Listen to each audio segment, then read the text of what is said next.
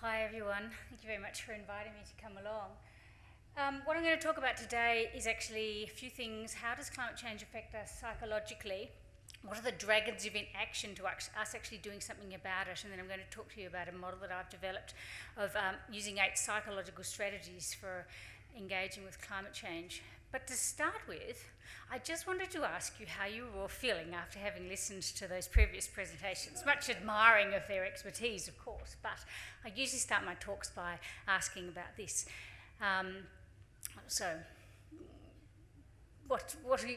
you feel when you listen to these dire threats that are escalating and increasing and not going to go away? Anxious, yeah. What else? And hopeful. You sometimes feel hopeful, yeah. Has to be done. You feel a sense of urgency and can do, must do. Yep. Regrets about current leadership and desires for things to change at a leadership level, yep. Pardon? You feel informed, yes. Relief as well, yeah. Yep. I find sometimes when I spend a lot of time reading about existential dread and what's the point. Thank you very much. The existential dread, that's right. I've been spending a lot of time with clients and community groups talking about that at the moment. Yeah, one more. A little bit cynical about the way it all feeds on and hyperbolicizes onto itself. Okay, a little bit cynical as well. Yes, and there are also a whole lot of different, ways in which people react. Now, knowing how the climate crisis affects us psychologically is profoundly important for a number of reasons. So one being that it doesn't feel great to be walking around in a state of dread or anxiety or fear or anger or cynicism, and for that to have no place to go. And humans can react in a whole lot of unhelpful ways when they're experiencing a whole lot of really difficult emotional reactions. So, and what are some of these unhelpful ways in which humans can respond? Aggression, yep, blaming, hardening along ideological lines. What are some other ways in which we can react? We can get depressed, we can get suicidal, we can switch off, we can distract ourselves endlessly with, Netflix and the footy and hope that somebody else will do something about it. And so psychologists are really important about how people are responding to the climate change on a psychological front for all of these reasons. One, because we want people to be able to be thriving in their lives regardless of the situation that is in front of us. And secondly, we want people to be engaging in effective action on climate change and adapting in wherever they're living. So this is just a little picture of a number of the researchers that I've been sort of following over the last many years, and some of the work that has been done on looking at how do people respond to climate change. And there's this work that's been done by Bob Gifford, who's a Canadian environmental psychologist, where he's looked at all of the different psychological barriers that we have to climate change to help us to understand all of our cognitive biases that get in the way of us actually taking effective action. And I'm just going to have a look at some of them to illustrate some of the ways in which we can avoid taking action. So there's a whole set of dragons that he calls limited cognitions. This is to do with the ways in which we can stop ourselves thinking about it or think unhelpfully about the problems in a way that will actually sabotage us actually doing something about it. And one of those ones, that first one, an ancient brain. So our brain hasn't really evolved all that much for thousands and thousands of years, and we tend to still react to threats that threaten ourselves and our immediate families, and our brain evolved in a time when the things that we didn't actually impact the globe as a whole. We're in a really different situation at the moment, but still trying to use the same brain. So we're still inclined to react strongly to threats that threaten us and our family and the people around us much more than future generations in the future. But the things that we actually do now in our lives, burning fossil fuels, is actually impacting and changing the world as a whole. So it's a very different circumstance that we're in, but we're still working on the same mind frame that we always have. The second one is avoidance. So we're very inclined to avoid things that are stressful or worrying, and we can employ a whole lot of strategies for doing that. And that's part of the widespread minimisation of climate threats that we see. And I'm not talking about denial. We know that the research shows that really only 5 to 7% of the population actually actively deny anthropogenic climate change and all of its impacts, but many of us engage in a whole lot of avoiding the problem because it's painful to look at and we can't see that there are easy solutions.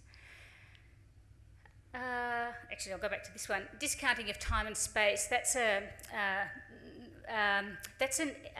tendency that humans have to not care so much about things that happen in the future or that happen distant to us in space as well. And one of the problems with climate change has been that it has often been talked about as a future threat, and one of the ways in which we try to address that is by getting people to get better at seeing how climate change is here now and for sure, and actually impacting things around us, because people are much more inclined to do something about it that they see as relevant to themselves and salient to the place in which they live. So another one of the psychological barriers we have is the worldviews that we have, and we have heard a lot about the different ideologies that we have, depending on whether one has a free market ideology or a more left-leaning political ideology, and the ways in which that can get in the way of us being able to agree upon what we're going to do about climate change. But another one is, a belief in superhuman powers, that God will sort this out for us, or techno-salvation, looking for silver bullets to be the thing that will save us from these problems. And we can't rely on silver bullets because they're not going to be able to fully solve climate change. And another one of the ways in which our psychology poses barriers to us actually doing something about it is what we call the Jeevan's paradox, which the guy Bob Gifford, calls the "Hey honey, let's take the Prius and drive to Darwin." This is the effect where we make some climate adaptations in one area, or we do some mitigation behaviours in one area, but then we blow what we've saved. And we've seen this in the 70s when we started to insulate houses better, and we were able to be using less electricity to warm and cool our houses. And what has happened since then is the houses have just got bigger and bigger and bigger, and that's an example of that rebound effect. When we can run our houses cheaper, we can afford to have bigger houses, and our net use of resources to do that ends up being the same.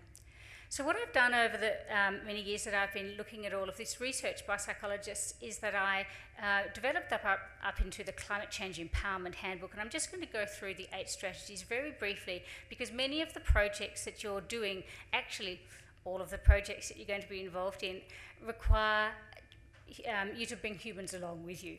It requires people to change their behaviour at a whole lot of different levels, and it really helps to be able to think about a number of different considerations about how to do that effectively.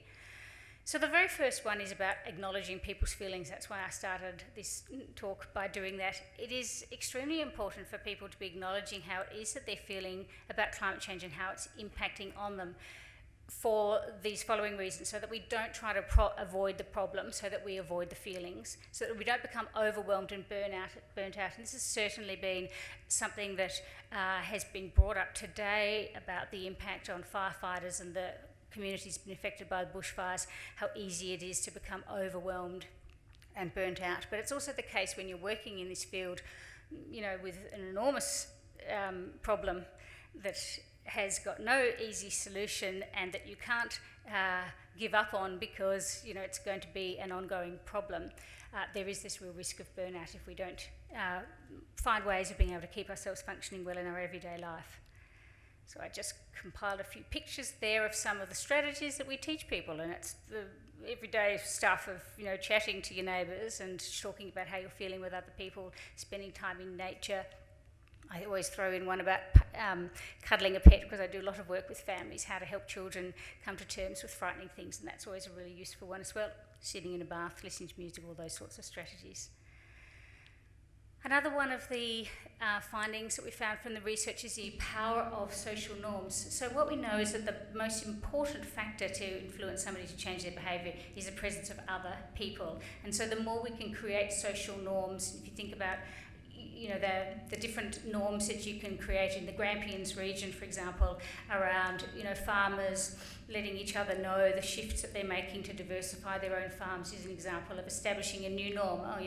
This is what we're doing here. This is normal behaviour, and people like to be lining up and doing the same sorts of things as other people. Another one is the importance of talking about it. So I don't know if you can read that cartoon particularly well, but one of the most important things that we've realised about climate change is that there is a conspiracy of silence around it, and most people are not talking about climate change. And one of the problems with the conspiracy of silence is that if we're not talking about it regularly, daily, with people around us, then it's not seen as being something that is relevant and salient to us, and it is. And so one of the challenges that we give to people is to try to increase the amount in which they're talking about climate change with the people around them. Just move on from that. Another one is the importance of inspiring positive visions. So humans are sort of fun-seeking, happy-seeking creatures, and we're much more inclined to want to do something when we can feel as though the thing that we're being invited to do is going to be positive and it's going to be fun for us. So this is a picture that I have just grabbed from somewhere in Holland. This amazing array of bike storage, but the idea of creating a positive vision that's relevant to your own region is of using stories and pictures from examples that people have done in other parts of the world or other regions around Australia that show communities being able to do something that is enabling them to adapt is a very important thing. Also, as we inspire these positive visions, we build response efficacy. That's the belief that change is possible, that people know what to do, and it's one of the biggest factors in being able to help people engage with the project is this response efficacy, the belief that they can actually do something about it. So describing the plausibility and the positives of a zero-carbon world, using personal and vivid stories, using trusted communicators. This is something else that's very relevant in your community, finding the trusted communicators that can speak to other like people to talk about the important adaptive behaviours or changes that you're making in your own region is much more likely to be heard and responded to. Then there's also a whole lot of work about that psychologists and other social scientists have done about values and promoting a particular set of values that are about creating, a resilient, well-adapted community. And so one of the ways in which we do that is in our conversations with people is to identify what their core values are and then draw links between their values and an action on climate change. And what we're doing is we're helping people to see that taking action on climate change makes them even more who they are, that it actually reinforces their identity, that you're even more of a farmer when you're looking at ways to increase the water storage on your property or to diversify your crops, that you're even more of a teacher or a Christian or a land care person if you're behaving in these particular ways, so that the things that we do that are about adapting to climate change make us even more who we are. Then, of course, action is what we regard as an important problem-focused coping strategy. And Tim, at the very beginning, said that our focus today here is on adaptation, but one of the things that we always say around psychological adaptation, which is the process of coming to terms with climate change and being able to manage the feelings that come up about climate change and the way in which climate change impacts on us psychologically, is that actually taking action and doing something about it is an important way of psychologically adapting to climate change, and very often those actions are actually about mitigation and not just about adaptation. So that's just one little gap that I always manage to put into a talk on adaptation, is that sometimes mitigation can be a psychologically adapting behaviour. So action, as we know, is always the best antidote to despair and helplessness. And if we're talking about how climate change impacts on us and how we're going to adapt psychologically, then getting people at all levels in the community to be taking action is an incredibly important part of that. Personal and group actions are important. In fact, we tend to be trying to steer people away from focusing on personal actions and seeing how it's much more important to be taking the group actions. And so I'm just going to whip to the very last two, which is about helping people to see that climate change is here now and for sure. And the very last one we talked about as a psychological adaptation is the importance of engaging with the very nature in which we're trying to protect. Thank you very much.